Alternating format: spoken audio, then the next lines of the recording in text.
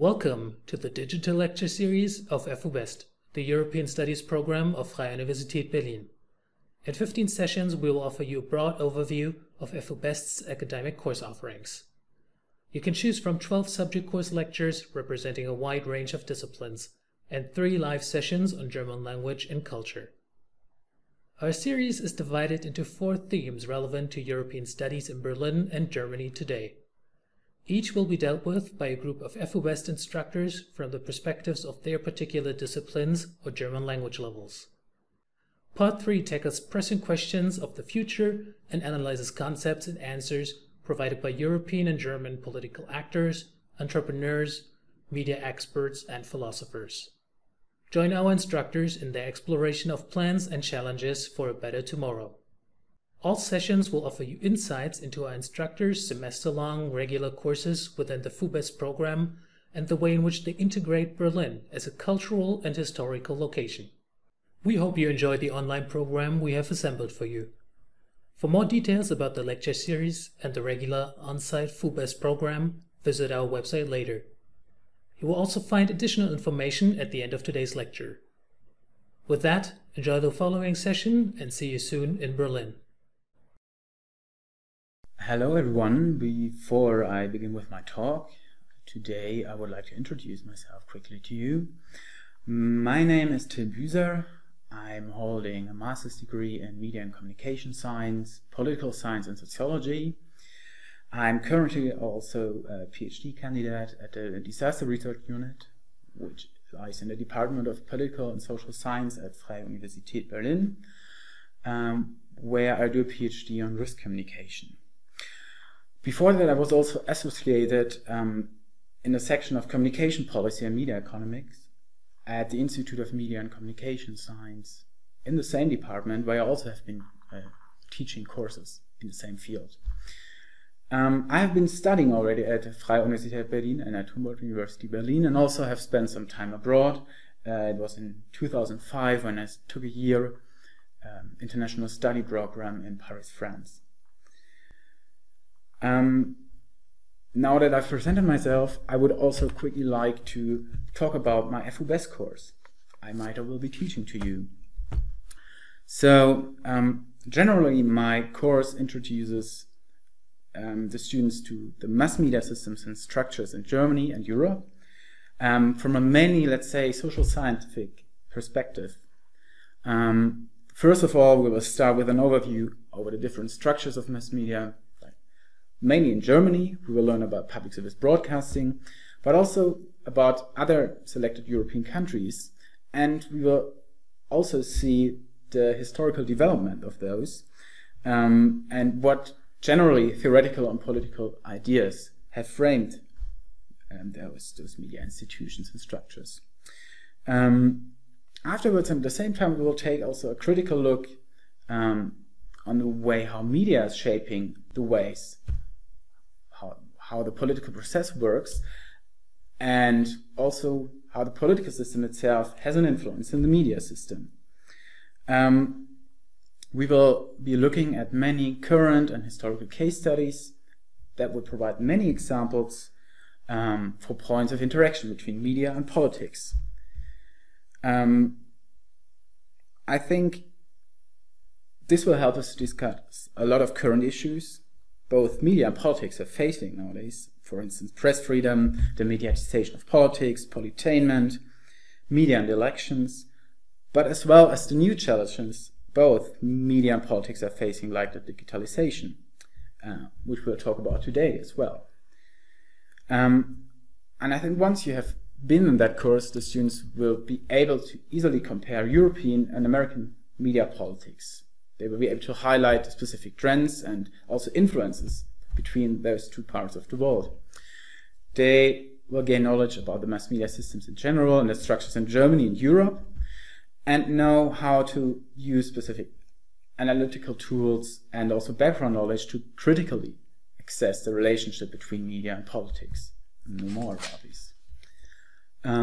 Since my class takes place in Berlin, and our course takes place in Berlin, we will also have the opportunity to do a visit here. So in my course, mainly we will be able to have a guided tour at a regional public service broadcaster who is called Rundfunk Berlin-Brandenburg, the RBB, where we'll be able to have a glimpse and watch of the TV and radio system. We'll have an historical tour and also visit one of the first worldwide radio buildings, the so-called Haus des Rundfunks that was built in the 1920s. Another thing we will do when we have a look at the newspaper market in Germany in general is that we will look at specific Berlin newspaper market and analyze physically by ourselves the newspapers that we can find around in this city. So let me come now to the topic of today, or for today. Today what I'm going to do, or try to do, is to give a brief overview on the impact the digital revolution has had on the relationship of media and politics and what outcomes can be seen. So in the 21st century and the end of the 20th century, the development of the internet has really heavily changed the role mass media has, but also how political communication is dispersed. And there are many new kinds of information providers that influence and challenge the traditional journalism on one hand, but also the political systems and the society alike. So what we are going to do is that we will have 3 parts in this presentation. The first part will have a more general look at mass media, internet, and the public sphere. So we will look generally what role mass media plays within democratic societies, what are its public functions, and what changes have emerged due to digitalization.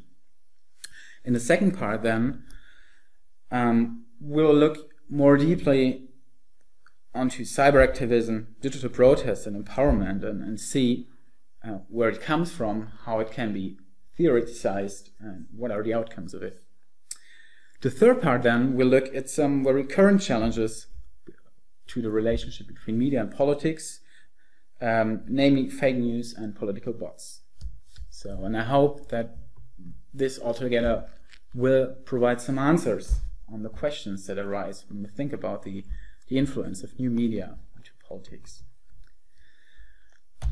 So let's start with the first part and think about the role mass media is playing or has been playing within societies.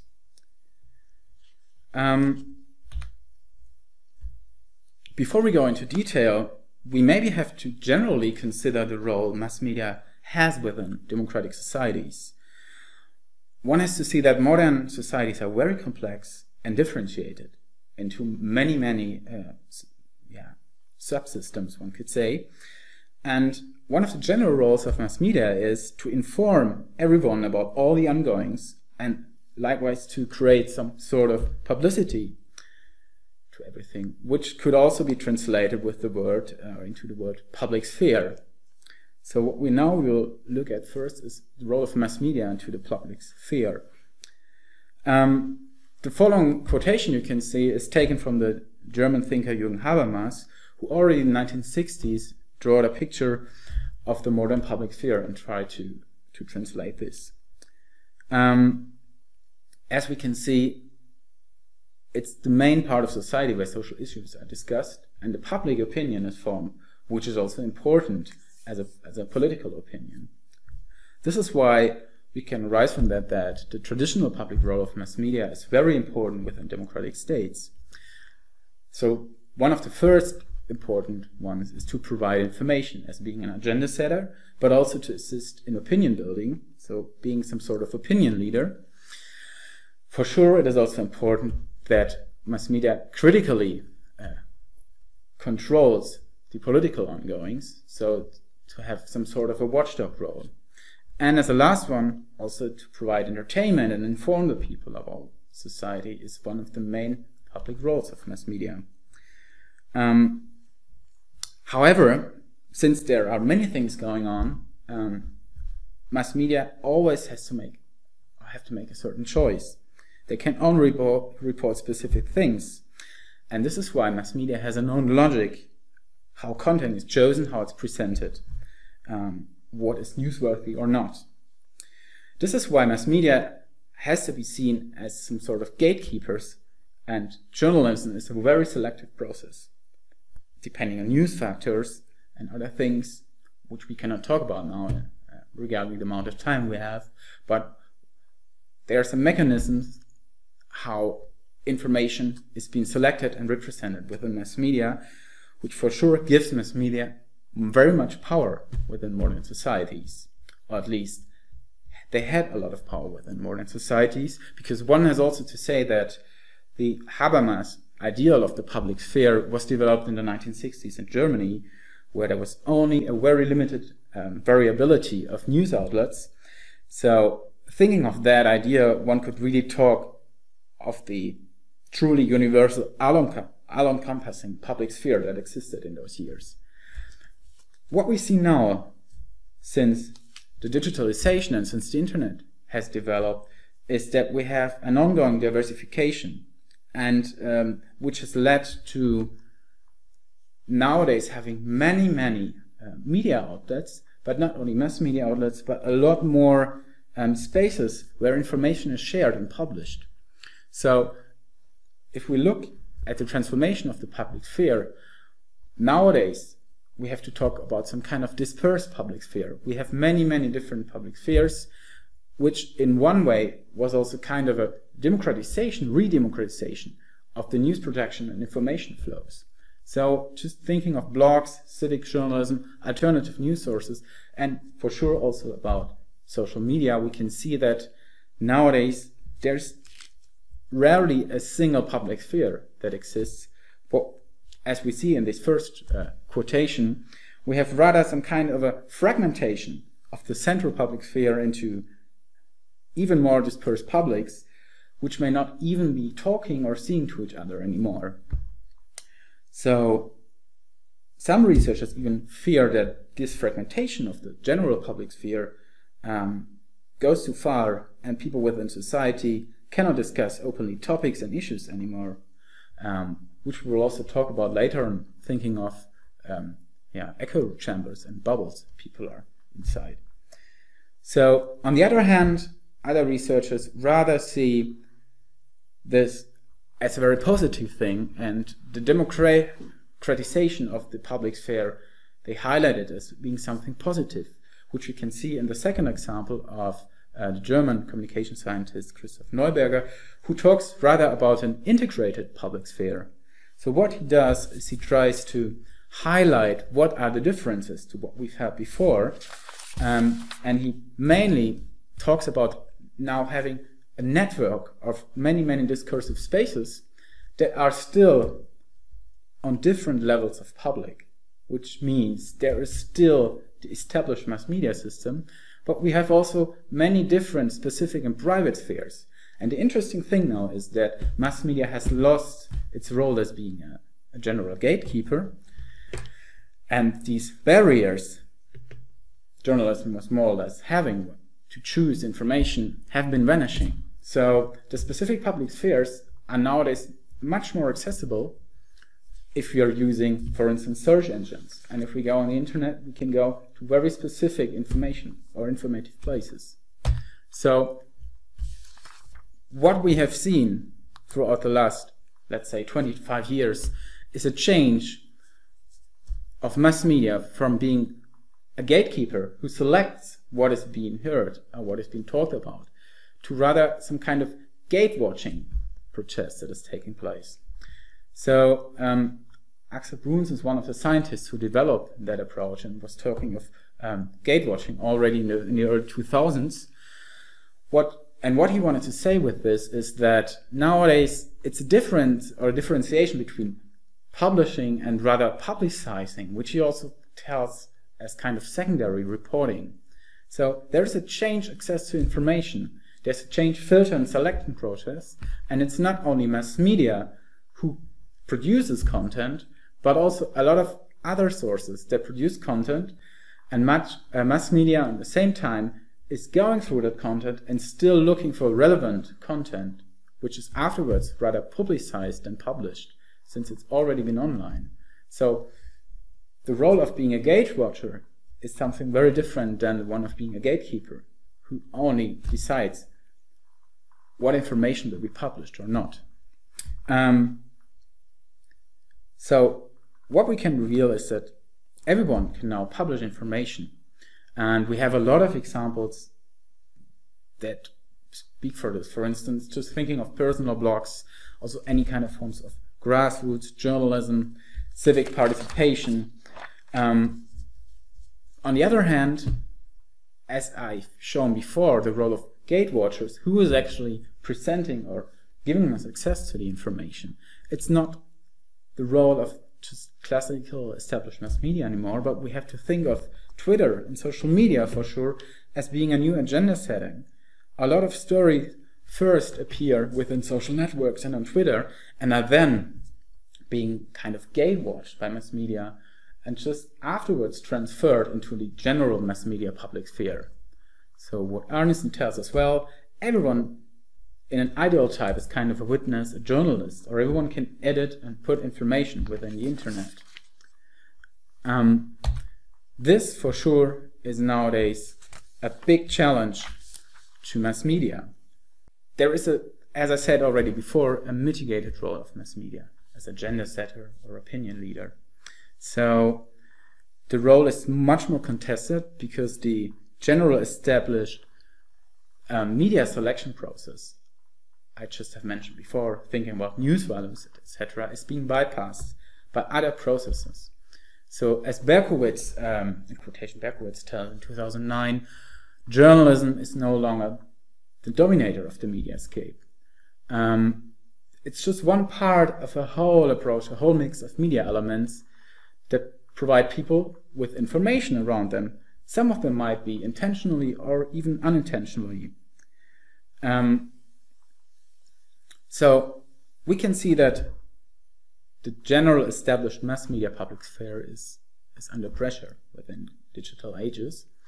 And there are some, as we've seen, good outcomes, democratic outcomes, because everyone has access to information and can publish information, but there can also be some dangers that come along with that. So one of them is the possible loss of journalistic professionalism and quality. So it's a danger if we get information, if we read about information, if we can rely on that information, if the sources are really being checked, how relevant is the information. And so there might be an impact if we get even more information on the internet, that some of the information might not be true, might false, unwillingly or not. And this has an effect on the general trust in journalism and trust in information that's been published. As I've said, a second thing, there's also a growing importance of intermediaries. Let's say these are web services, social media providers, and search engines that have more and more influence on how news can be found within the internet, how they are presented. And for sure, they are competitors within not only advertising, which could be an economical pressure, but also are competitors in the way what information we are getting and how it's represented. Partly, this economical pressure that exists nowadays within classical established mass media is also of their own fault, because especially for the newspaper industry, for many years, they haven't been realized the various possibilities that we have nowadays within convergent mediascapes in the internet. So they have for a long time neglected the power, and this is where a new economy and other providers have just established their own services. So after we have been talking about the news media outcomes or the mass media outcomes and challenges, we also need to have a look what challenges there are or what outcomes there are to the general public, to everyone.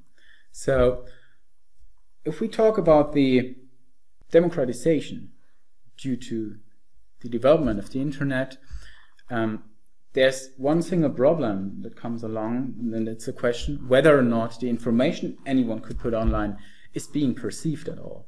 So there's a big dependency on search engines and web services for users or for people that produce content in order to be heard. And one can still see that it's mainly classical established mass media who are the ones that are easier to be accessed, there may be alternative information sources, and many of them might not be the first source you will find if you search for information. So there are many influences still on the internet that kind of diminish the freedom and things the internet might bring for everyone to publish information. The next thing we need to think of is the question how information is presented and what information is allowed to be put online or not. So it's a question of surveillance, on the other hand privacy. So not everyone wants to have his own information put online or accessible, and there is also a right to privacy, which is even alluded in the Fourth Amendment, for instance, in the US Constitution, even if it doesn't for sure mention digital documents, but it talks about papers that are protected. On the other hand, there's also the question, how much right do citizens have to have access to governmental information? So we can see here in the first point that is the question of freedom of information laws. On the one side, do citizens have the right, and to what degree they have the right to get access to information? And on the other hand, what is the personal right to privacy? And I've just highlighted one example from the European Union, which is the General Data Protection Regulation. The GDPR has been adopted in 2016 and actually was applicable since May 2018, and is a European Union regulation how far personal information can be stored and can be traded within the European Union, and also regulates how organizations have to take appropriate technical and organizational measures to implement these data protection principles. So when you will be coming to Europe or using European websites, you might find confronted yourself with some cookie regulations that you need to accept. This is due to the General Data Protection Regulation, because people have the right in Europe to know what is happening to their personal data and information. So in Germany, this is also a very specific law that is called the Informational Self-Determination that exists, who kind of protects to a very high degree the right to privacy, private information of the people. If you talk about privacy, we also have to talk about surveillance for sure. So I'm not going too much into detail, but for sure you have heard about, for instance, NSA security surveillance programs such as PRISM and Mystic. So the internet brings also a lot of new possibilities to governmental power to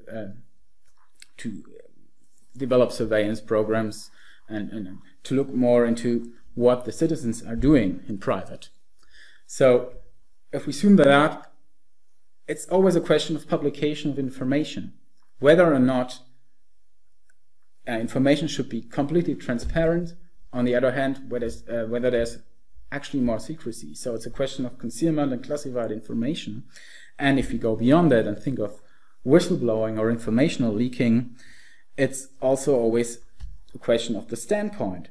If you are rather the victim of informational leaking, or if you're on the other side and have an interest in that the information might be published. So it's a question whether or not someone is a leaker or a traitor, or it's rather an act of being a watchdog of misconduct. So there might be a public interest for information to be publicized, and it's also important for investigative journalism. On the other hand, there's still the privacy standard that everyone also is interested in. So let's come now to the next part. Since now we talked already about leaking and possible activism regarding the internet and informational access to information, the next part now will deal with cyberactivism, digital protest, and empowerment. The question behind that is, what is actually the impact of news leaks, blogs, and cyberactivism? on the relationship of media and politics. Let's first start with a kind of definition what cyberactivism actually is. I would like to give a definition that it's actually a classical way of civil disobedience, but a new form, let's call it online civil disobedience. So what is civil disobedience? It's the personal right to withstand or refuse certain laws or commands of a government, which is, or this term is nothing new, but it is historically grown, and by the quotation I've delivered you here, you can see that one of the maybe most well-known essays that's been written into that topic is the one of Henry David Thoreau, who wrote an essay just about civil disobedience. So what we learn from it is that cyberactivism or activists are most of the time the part of civil society. Another thing we have to highlight maybe is that there are differences to political activism or political parties, because cyberactivism rather is dependent on kind of loose structures, spontaneous structures. It's very often lacking hierarchies, and most of the time it has rather a non-profit, non-for-profit orientation. It's seen as being for the common good.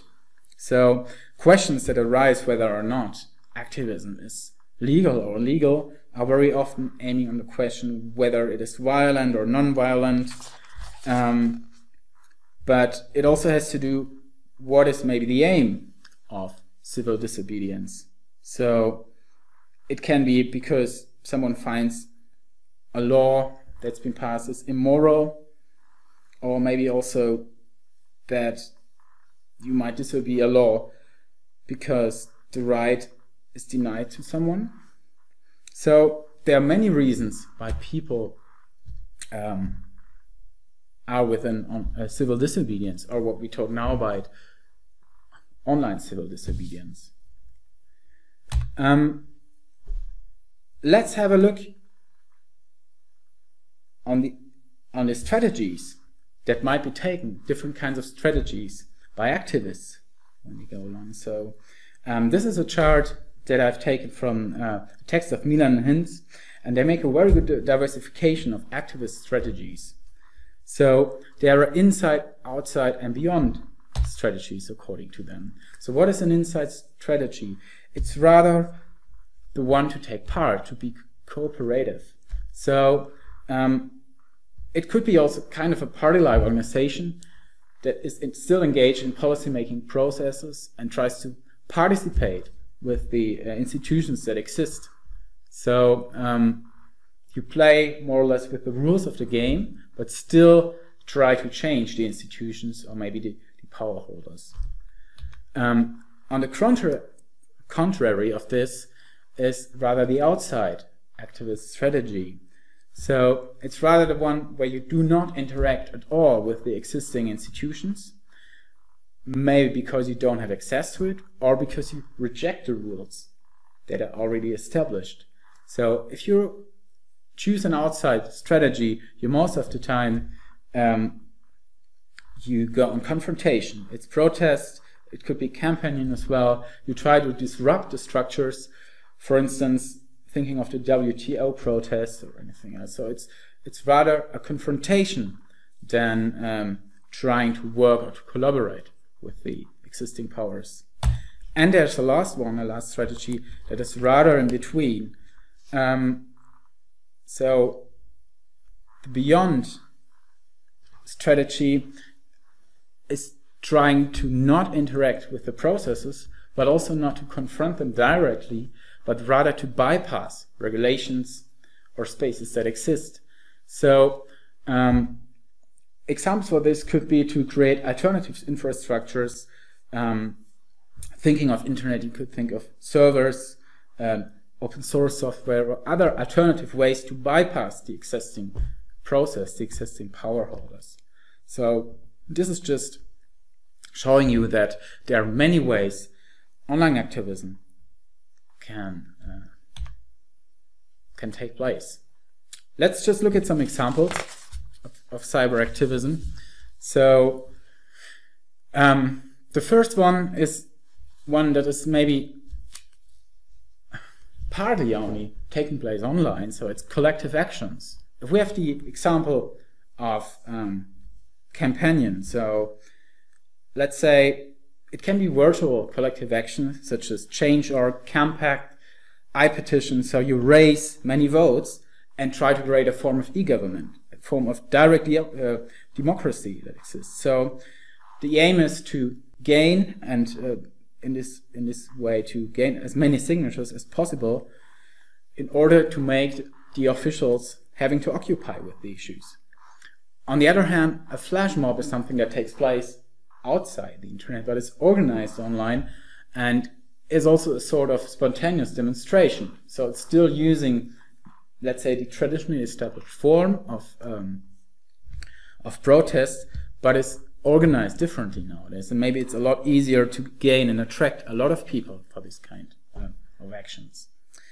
The next one we talk about is amateur journalism. So I've just given two examples, one of blogging, the other one which is an independent website, which is also radically politically biased, which is the case of Indie Media, that had been actually created in a WTO meeting in Seattle, so around the millennium.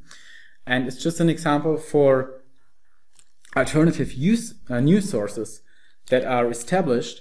They can be independent, they can be also semi-professional, but always try to be different and independent to the established mass media system or mass media outlets that already exist. Another example, for instance, could be the news show Democracy Now! In the US.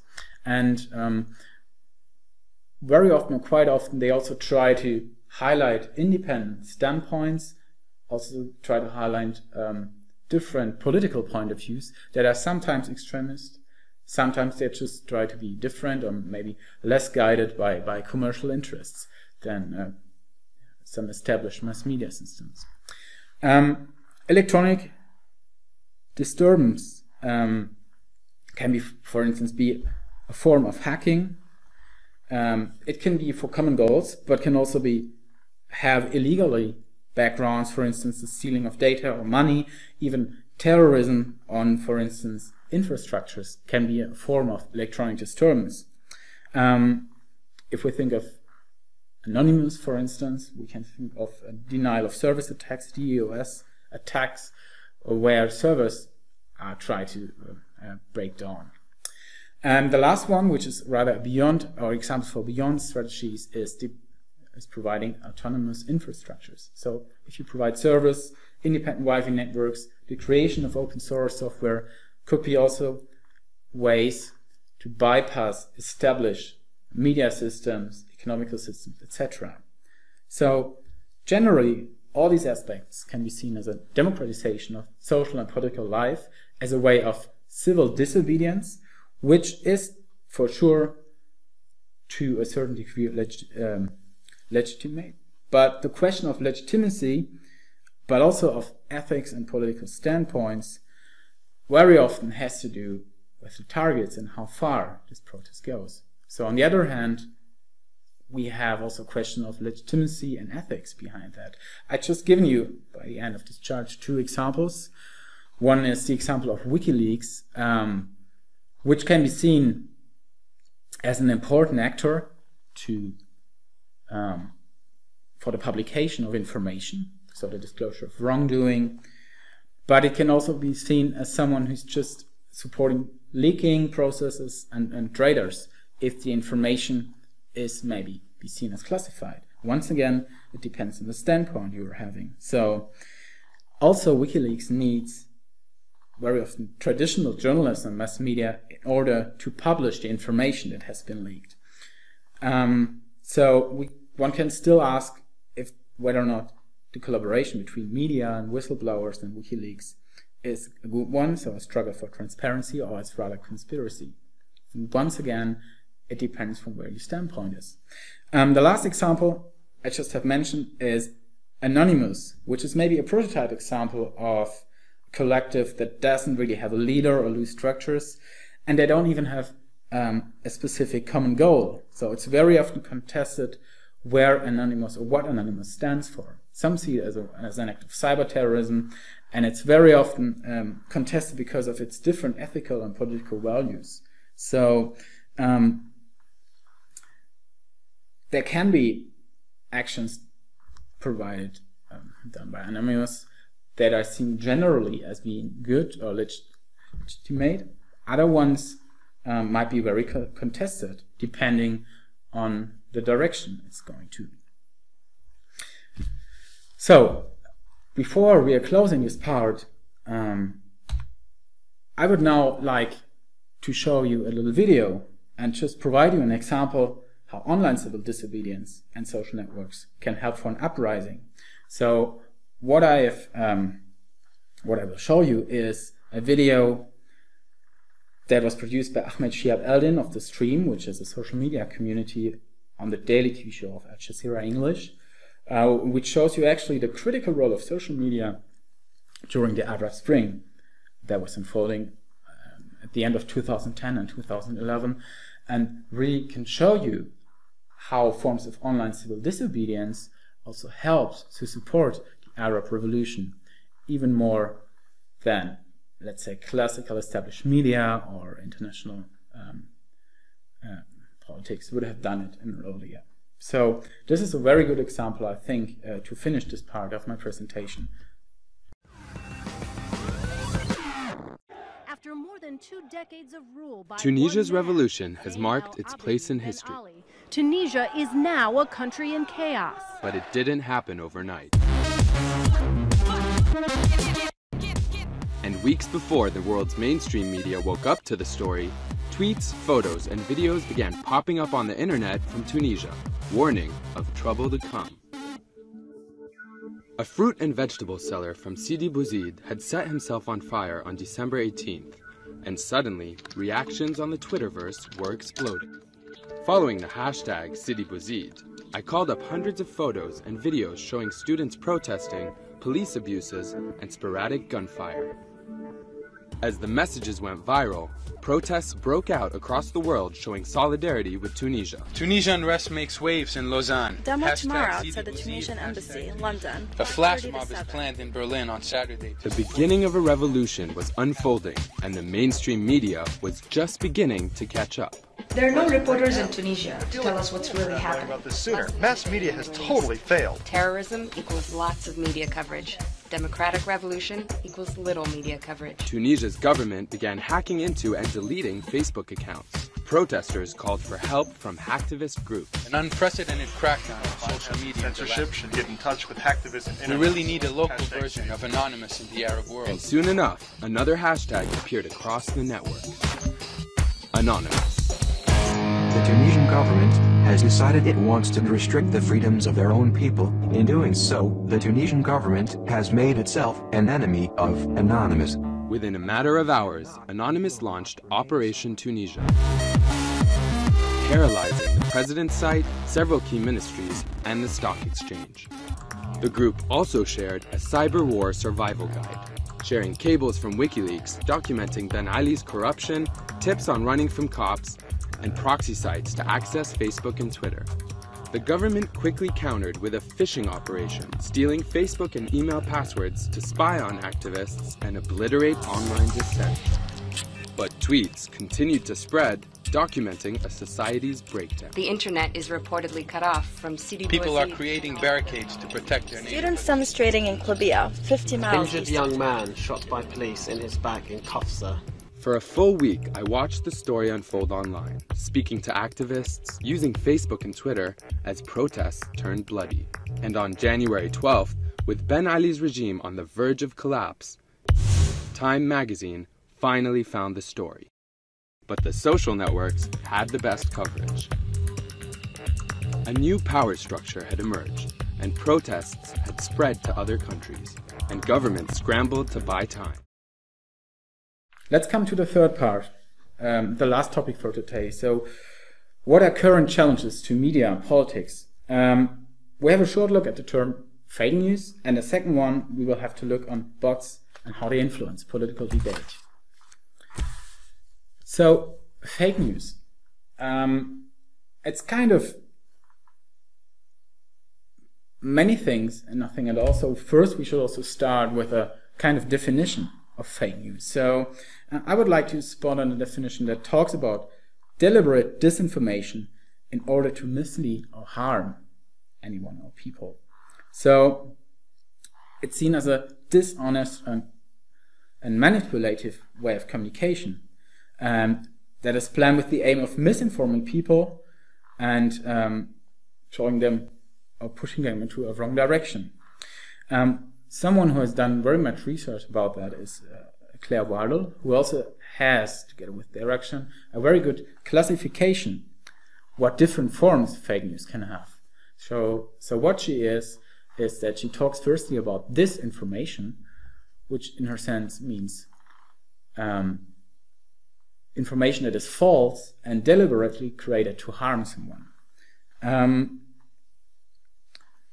The next one is misinformation. That is information that is in a way false, but it has not been created intentionally to cause harm.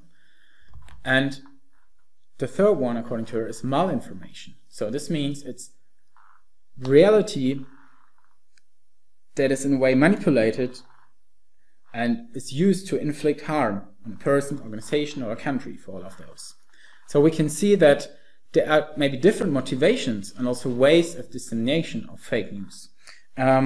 Who's spreading them? So there might be single persons or people, but also loosely connected groups who are trying to influence public opinion.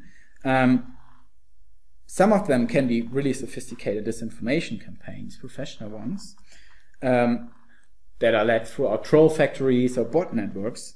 They can be driven by political parties or leaders or interest groups as well, for sure. It's very important to keep in mind that the actually definition we are using here, or the also historical concept of fake news has already existed, has been kind of deteriorated and misused by the US President Trump throughout the 2016 elections. And since then, one has to rather think clearly what we talk about when we talk about fake news. Because as I've described this concept, it has already been existing historically and was very much used in the beginning of the 20th century in order to spread propaganda or to mislead other governments. Nowadays, Trump has taken the term rather to discredit critical media coverage in general, or also mass media or established mass media. They are critical to him in general. So the term, at least by Trump, has been used differently. This is why also one has to be very specific by talking about fake news, what you actually mean with it. It is now also a worldwide phenomenon to talk about fake news that has been adopted merely in order to discredit established media or to criticize the media coverage. For instance, in Germany, the historical term that already existed of so-called Lügenpresse, which is lying press, has now been deteriorated by the alt-right movement and right-wing parties in order to discredit the established mass media and especially the public service broadcasting system. So it's been used to discredit a whole media system and every kind of reporting, not only a single story that's been used. What are the repercussions of fake news and the long-term effects? I found this very interesting graphic. It's taken from a UNESCO report on freedom of expression and media development, where you can see maybe that fake news has very much impact nowadays, and the impacts of disinformation and fake news maybe might be way beyond than we think at the moment. So one of the first things we're thinking of is maybe a declining confidence generally in evidence, science, and fact. So it seems that people are more and more confronted with unproven information on the internet that creates a lot of confusion to people. So some experts even talk about some kind of information disorder, and people seem to feel more and more open to conspiracy theories. People are distracted away or have a diminishing credence in trustworthy news outlets, but also, as I said, in evidence, in facts, and in science. So when we talk about wrong or different or alternative facts, it's just a way to show how the confidence in the established media system on one side, but also science and other authorities and institutions is declining.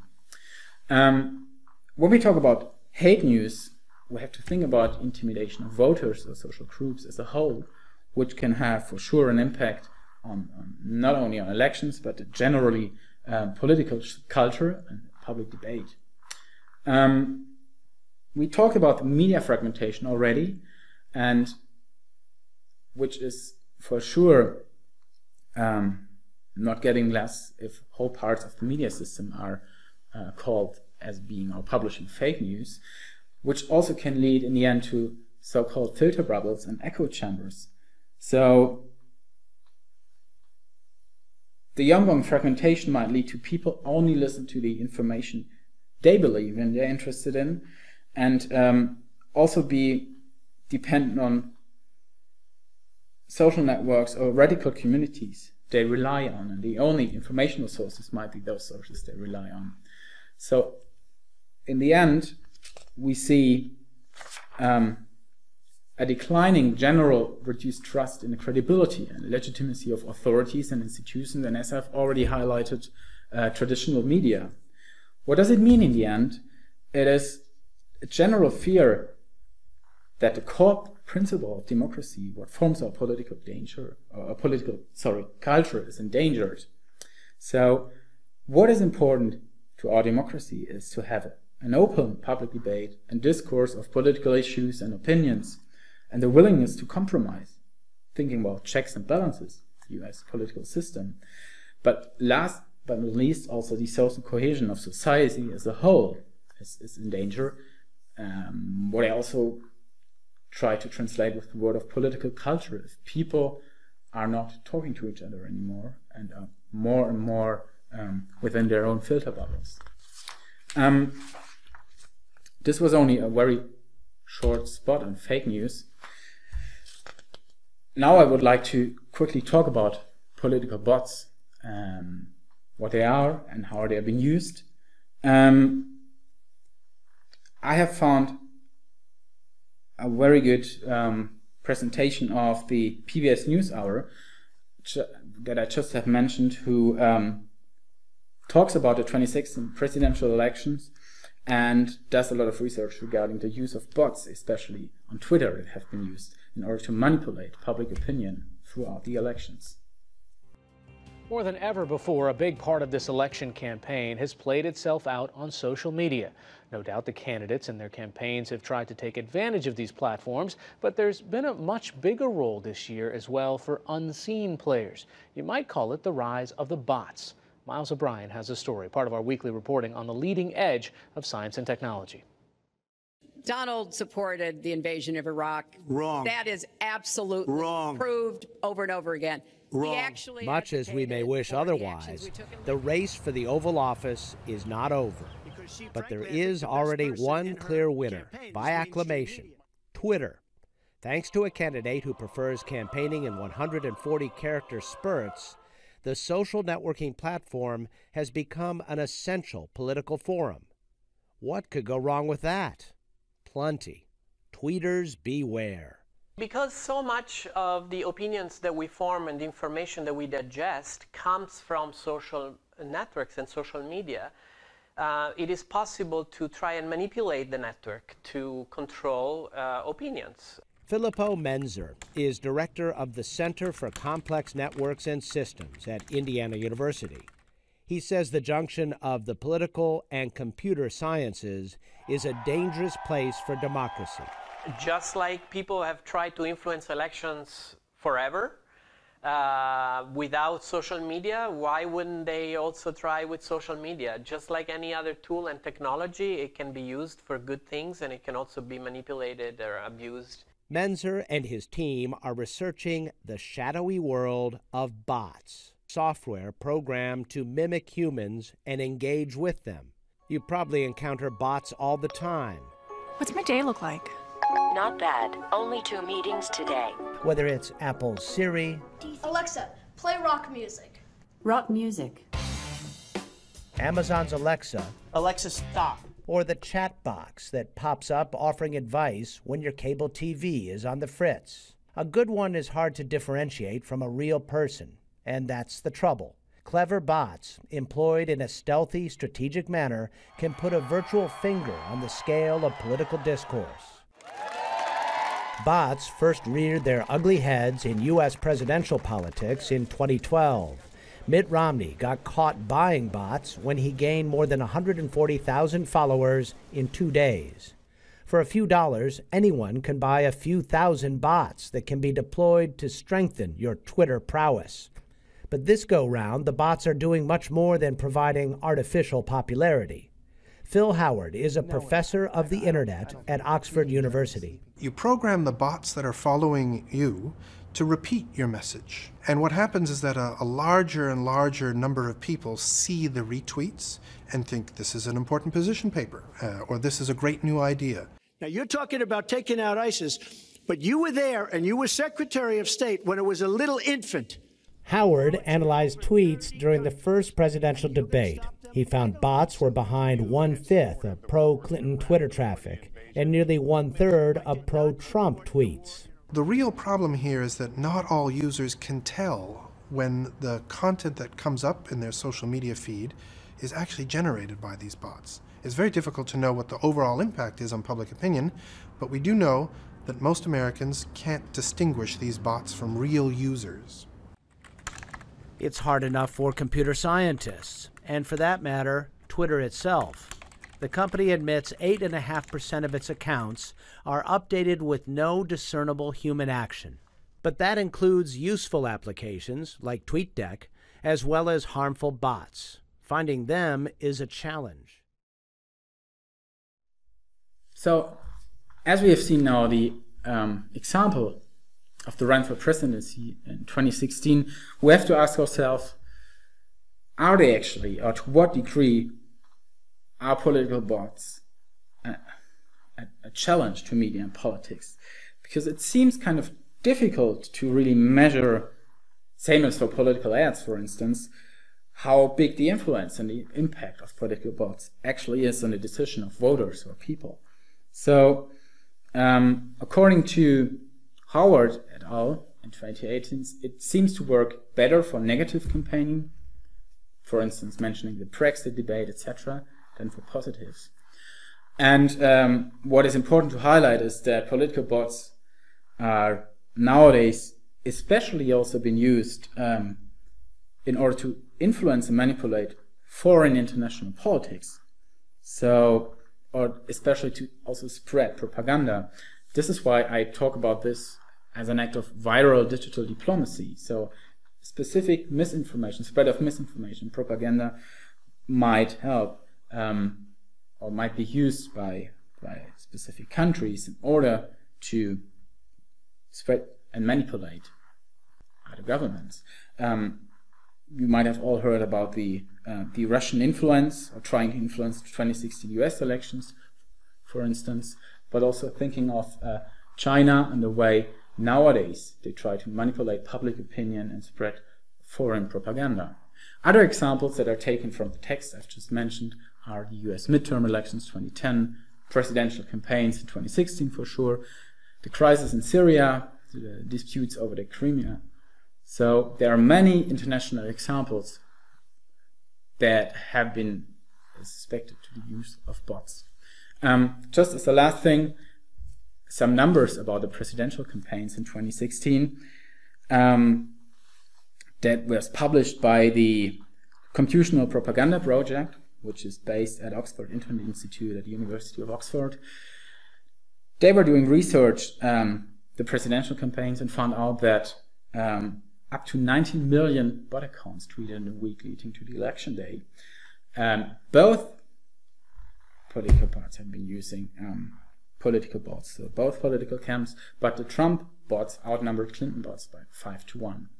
And what is interesting to see is that during the debates and also during election day, there was always most of bots' Twitter traffic being used. So it went rise up to 25% of all Twitter traffic being generated by bots during those debates.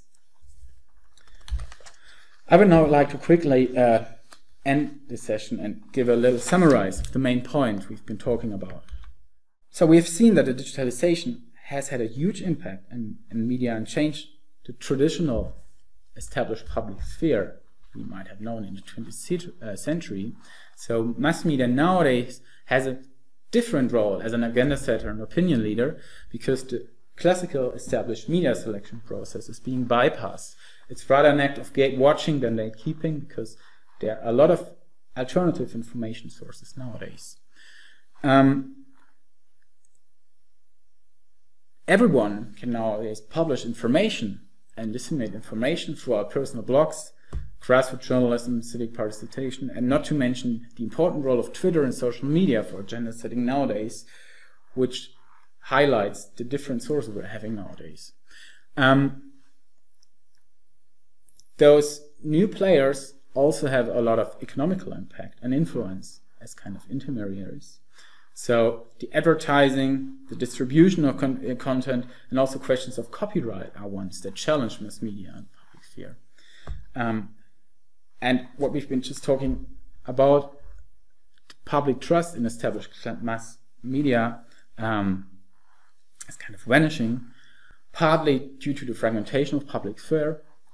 There's a different culture of political debate, but also the public role of mass media has been endangered, not only due to the use of fake news, but also due to many different alternative sources that are not always checked, or people get confused what sources to believe in.